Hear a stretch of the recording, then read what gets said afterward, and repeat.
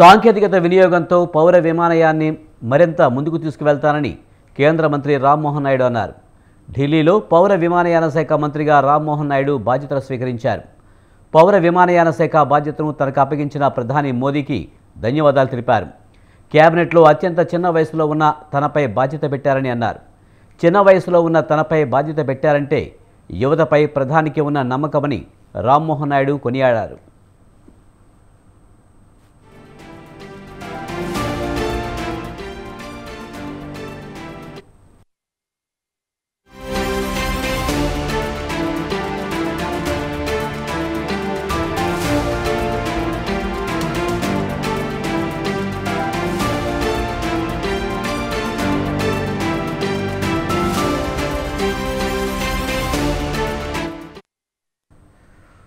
$100 days action plan తయారు చేసి దానిని అమలు చేస్తామన్నారు కేంద్ర మంత్రి రామ్మోహన్ నాయుడు.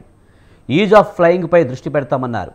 ప్రధాని మోడీ, ఏపీ సీఎం చంద్రబాబు ఇద్దరూ కూడా విజన్ కలిగిన లీడర్స్.